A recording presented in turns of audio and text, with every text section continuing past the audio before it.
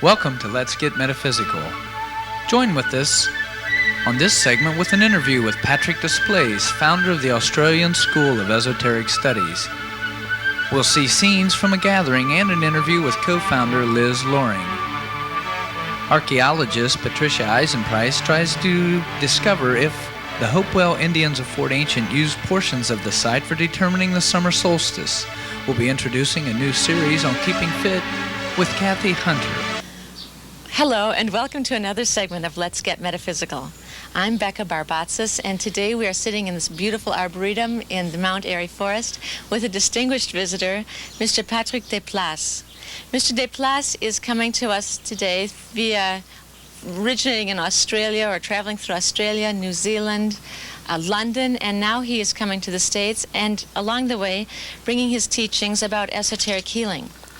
He is the founder and director of the Australian School of Esoteric Studies, as well as NADA, the New Age Development for Africa. Let me introduce him to you now and welcome you very warmly, Mr. Duplace. We're glad to have you. How are you? Fine, and delighted to have you here today.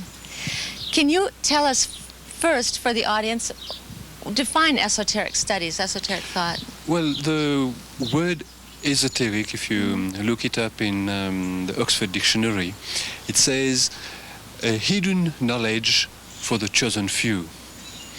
We have heard the term, many are called, few are chosen. I would like to suggest that we are all called and few choose. Oh, that's lovely. To answer the call. Yeah. And those who choose can avail themselves of this knowledge. Actually, the knowledge is not so much hidden, it is within ourselves. Mm-hmm. And it has always been available for those who are willing to become conscious that they create reality, mm-hmm. and to take responsibility for their life, their happiness, their health, and their well-being. Now, power is also something which creates a lot of confusion in people's consciousness. We see power as dominating, as controlling. We have heard power corrupts. And we are afraid of actually having power, you see. Power esoterically is seen as the ability to act. And responsibility, the willingness to respond. We are going to be able to see Patrick doing his work. He'll be working with his lovely wife Nina to show what is it exactly you'll be doing. Well, I will demonstrate briefly how you can tap and channel energy and how the effect can be very soothing and relaxing. And also I will demonstrate for you briefly what we call the concept of empathy. That is used in healing. Is this something that, upon watching it, people could practice themselves at home? Well, I think you might require a little bit more perception. All of us have the ability to do what I'm going to do.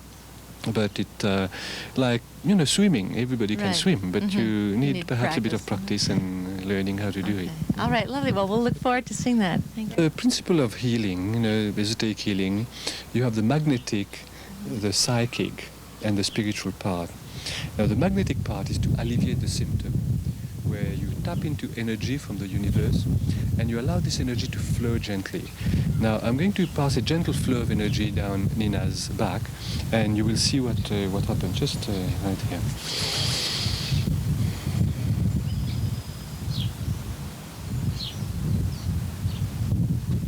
Your hand is just a couple of inches above her body.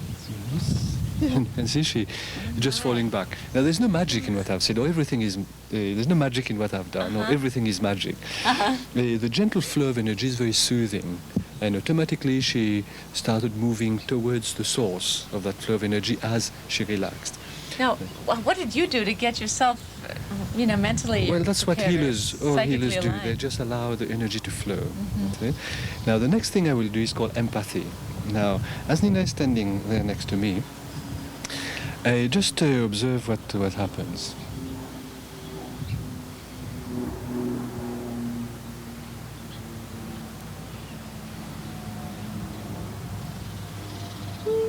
Again. Okay. Nina needs some platform shoes. She gently starts sort of falling towards me. Now you see the way. That's a magnetic man. This is more the sort of a empathic part, the psychic empathic part.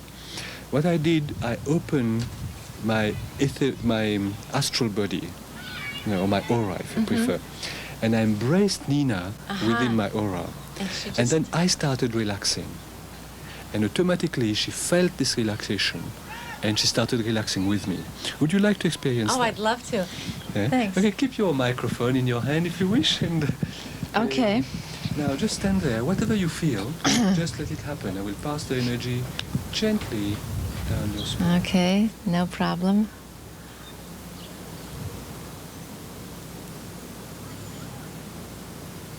Whoa, Okay? Now, it's really that was real. Now, I'm standing next to you, and just let it happen. I'm whatever you- going to do an auric merging here. Shall I just try to relax I myself? won't let you fall. No, whatever happen, I won't let you fall. Okay.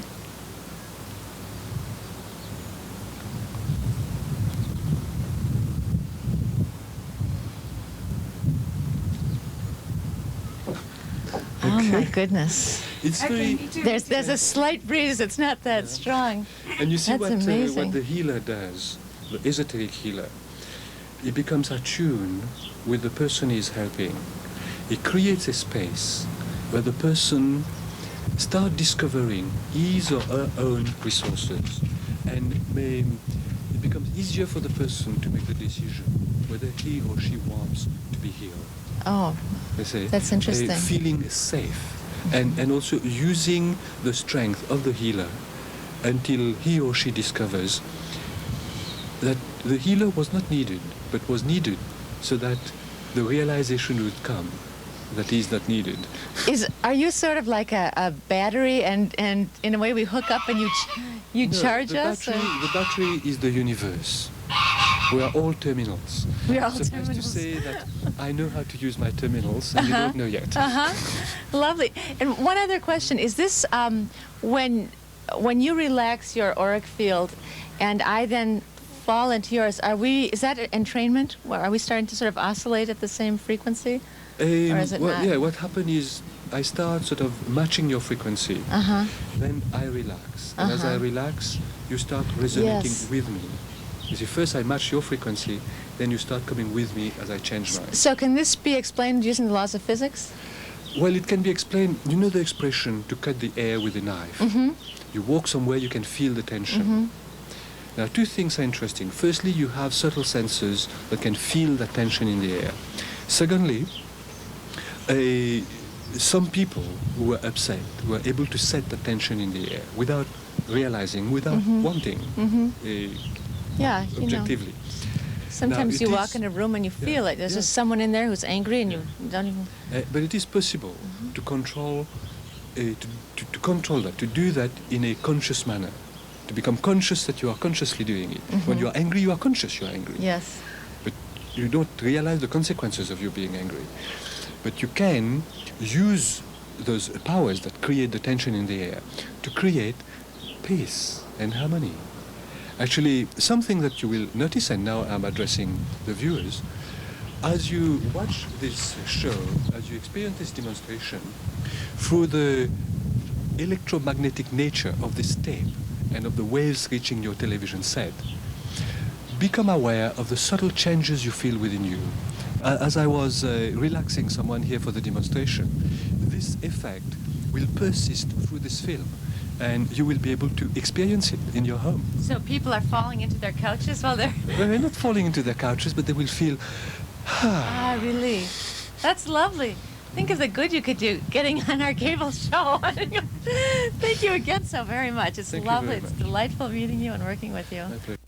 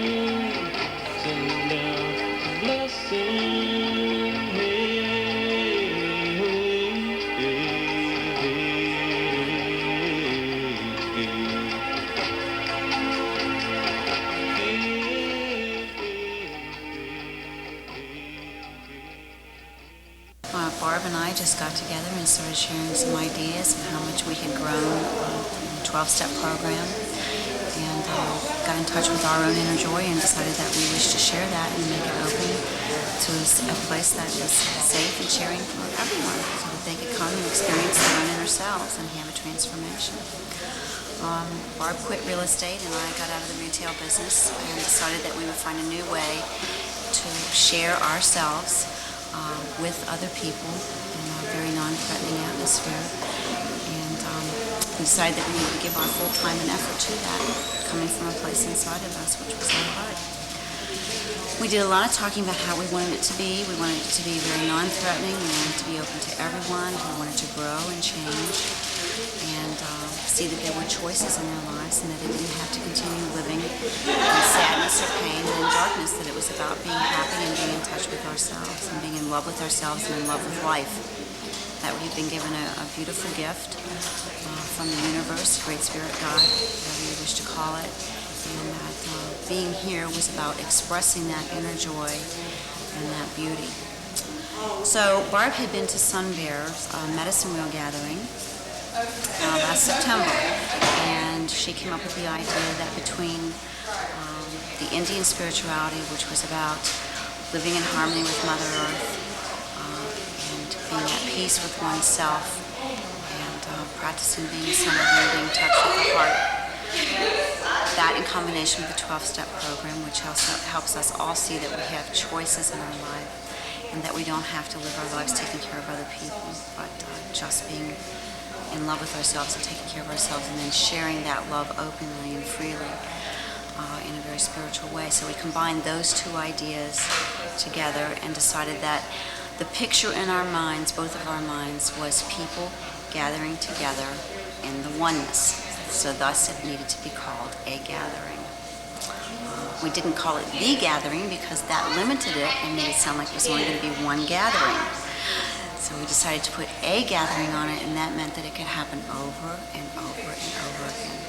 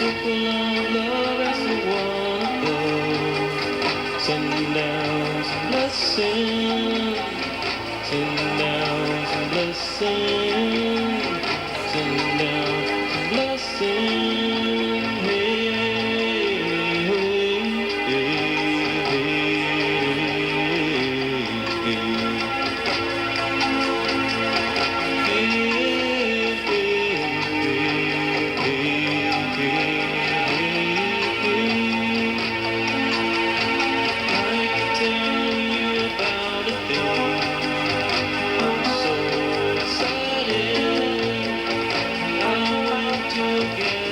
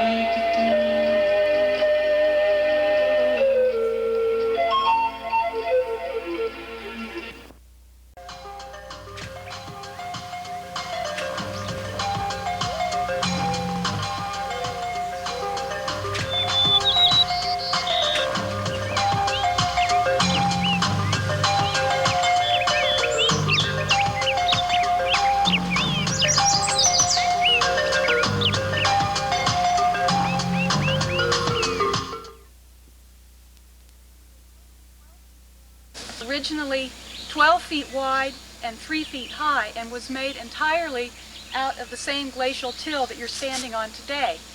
In our archaeological research, we have tried to relocate a portion of the wall right where you're standing here. You'll notice that the ground is very irregular. This is from excavations that we conducted last summer, partially in an attempt to locate the parallel wall. We're not sure if we actually found the parallel wall, but what we did find was evidence for ceremonial structures that had been built and then rebuilt in the same location over probably several hundred years, right where you are standing now. These structures were built out of wood, and then the posts that were used as wall supports have decayed, leaving dark stains in the soil, which we can still locate when we excavate. The parallel walls originated at these two twin mounds, located right here, and extended to the northeast for a distance of about 1/2 mile. They actually crossed Middleborough Road and extended beyond the line of trees that you can see in the distance. That line of trees runs along Middleborough Road. So the parallel walls actually continue on the other side of Middleborough Road. Now, the way in which we have decided this is probably the alignment of the parallel walls is based on a map that was made in 1891. Back in that year, Warren K. Moorhead did do some excavations at the Fort Ancient site for the World's Columbian Exposition, and he hired a surveyor to come out here and to provide very accurate survey notes of the earthwork. Now, these notes were never completely plotted out. In other words, a map was never made which used all of those measurements until 1983, when I found the notes in the Peabody Museum and gave them to a civil engineer, Jim Marshall, up in Chicago, who then took those maps and plotted out where the parallel walls would have been. And it is from his survey notes that we determined that this is the probable alignment for the parallel walls. What we are here today is to see whether this alignment actually points exactly toward the summer solstice sunrise, or if it is off slightly. We were not able to observe this last year because it was cloudy and rainy, and we weren't able to see the sun until it had risen a considerable distance above the horizon. Now, what we are interested in observing here is the first gleam of the sun. And this is the point where we can first see it as it rises over the trees. Those trees would not have been here 2,000 years ago. And so we are not going to be able to see the sun until it has risen higher than what the Hopewell would have been able to observe. So the sun will be slightly to the south of the alignment that the Hopewell would have been able to see. Because what the summer solstice is the point where the sun, in its rise, it rises at the northernmost point in the sky. And from here on until December, sunrise will gradually migrate to the south. And then for winter solstice sunrise, there will appear to be another, what we call a standstill, where the sun does not appear to move one way or the other for a period of about 4 to 5 days, and then it will begin to move to the northward again until the summer solstice. We think that the Hopewell, who constructed this earthwork, were interested in summer solstice sunrise in terms of establishing a calendar. And basically, we think they may have used this to time ceremonial events that are here at the earthwork. We are not entirely sure what activities went on here, but Fort Ancient was probably not used as a fort. For one thing, it has a 3.5 mile perimeter inside the walls, and it has 72 gateways or openings in it. It would have taken tens of thousands of people to defend it, and we have no evidence for anyone ever living inside the fort, much less tens of thousands of people ever spending considerable amounts of time in this area. So we think that the only power or force strong enough to cause the Hopewell to construct an earthwork as large as this and as massive as this one, with 23-foot-high walls that are approximately 60 to 80 feet thick in areas such as the walls you see over here, is that it was probably a spiritual or a religious reason. And we think that summer solstice sunrise was extremely important to them in timing some of their ceremonial activities. There is another alignment inside Fort Ancient itself. I don't know if any of you have ever noticed it before, but there are 4 mounds inside the North Fort that form a perfect square, 512 feet on a side. If you stand at the southwest of those mounds and sight through the first gateway to the north of the highway, you are looking at an angle that is north 58 degrees 20 minutes east, and that is the exact alignment for summer solstice sunrise, given the horizon that we have here. If we were down in the valley across the river at the sun serpent over there, we would be looking at a very different alignment. We would not be able to see the sun until much later. In fact, in past years, it's been possible to come here, look at the summer solstice sunrise, drive down to the bottom of the hill, go out to the sun serpent, and observe the sunrise down there too, because it occurs enough later that you can actually do both on the same morning. I don't know if there's any plans for observing the sunrise down there this summer solstice or not. I have not been in this immediate area long enough to talk to the people over there. So what we are waiting for now is first gleam. We can see it's already pretty light, but we don't yet have the sun appearing over the trees. Now, if our alignment is off by a considerable distance, we may not see the sun through this little gap that we have cleared.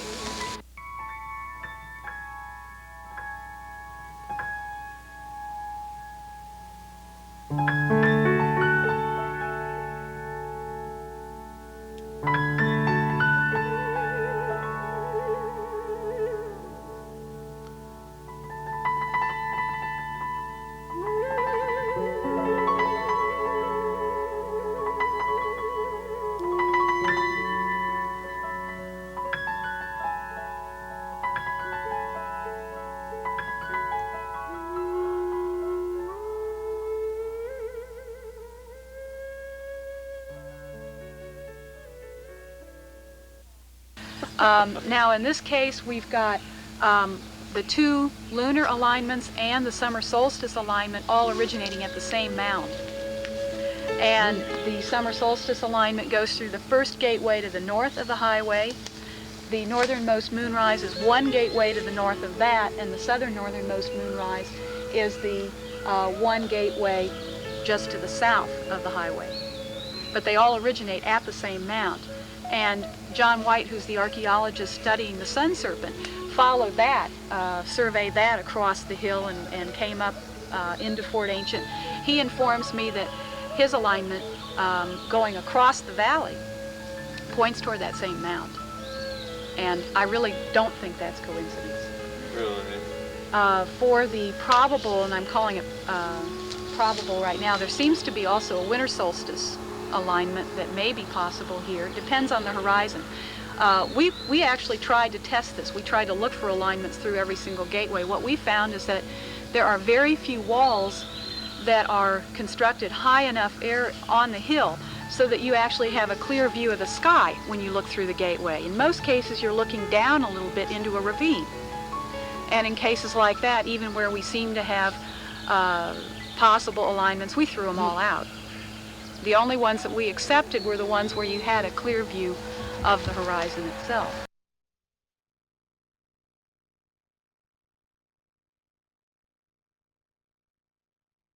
Best guess is around the time of Christ. I think the South Fort may have been built earlier than that, and I'll be trying to get some material from that this summer to see if I can establish that for sure. In fact, we have submitted charcoal that we got from a wall in the South Fort 2 years ago to a laboratory for dating. We should have the results back from that sometime this summer from the South Fort.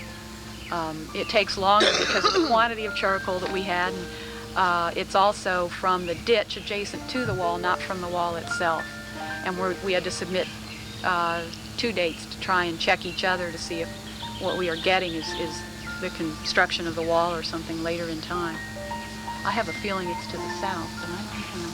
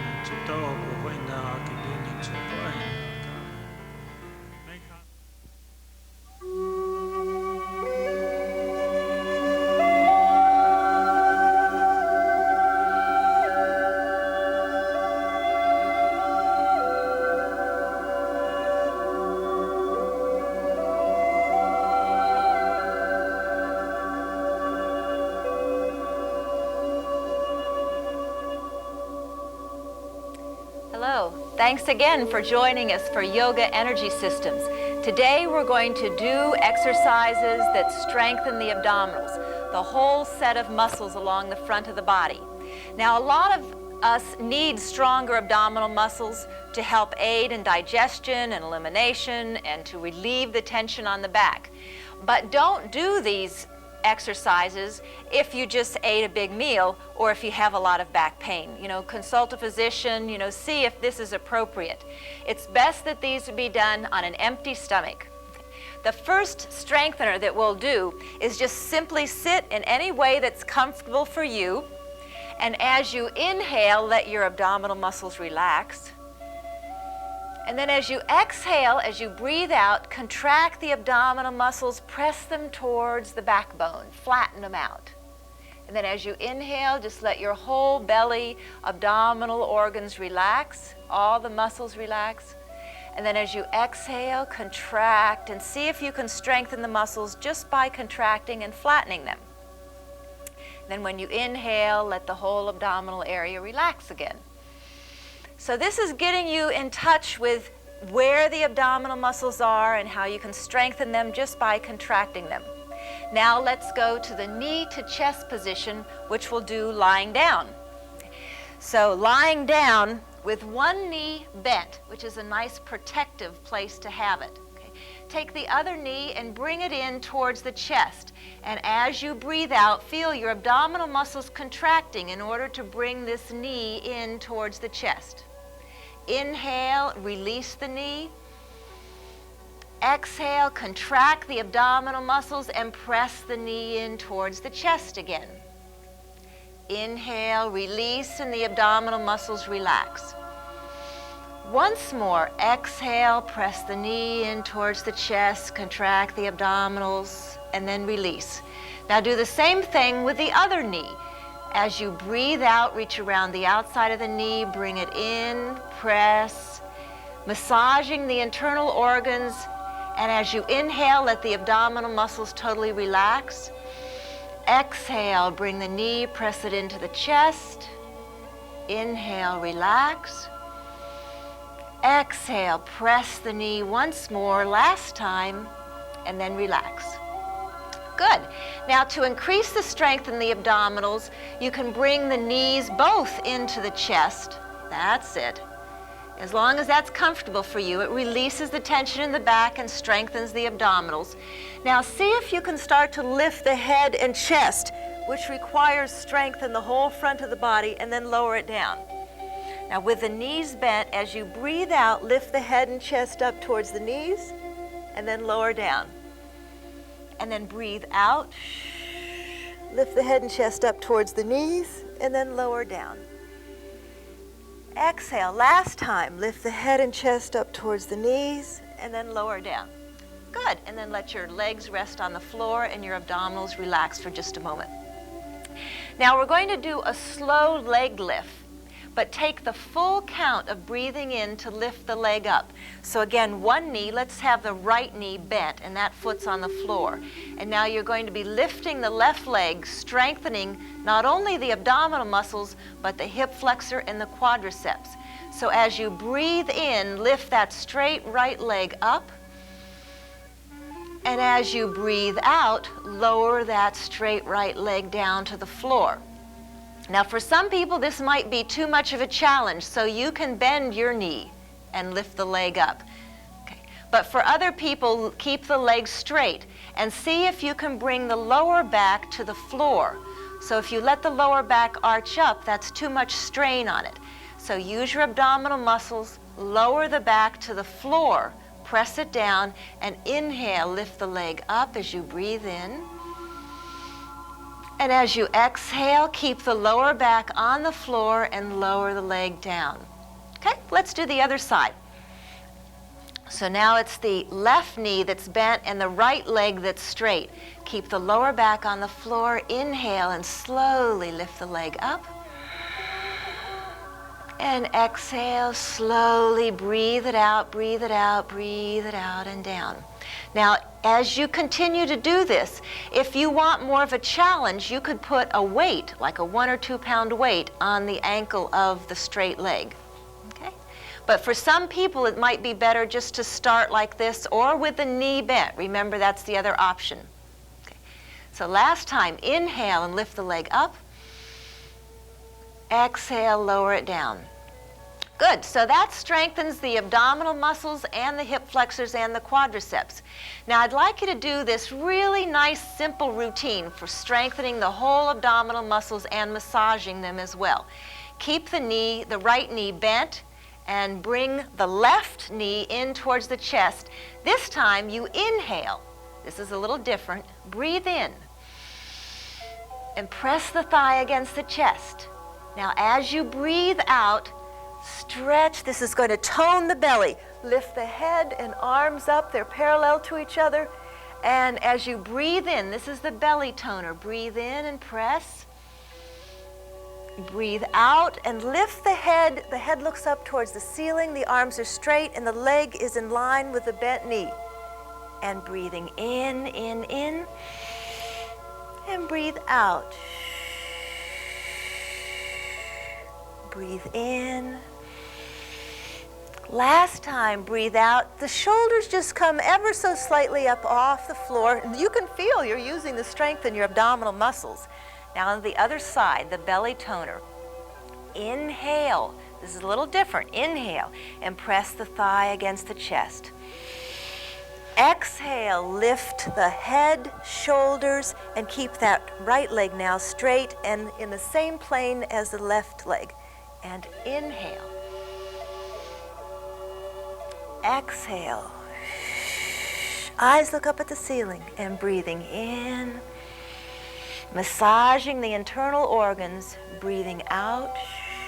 Using the abdominal muscles to lift the head and chest. Last time, breathe in and breathe out.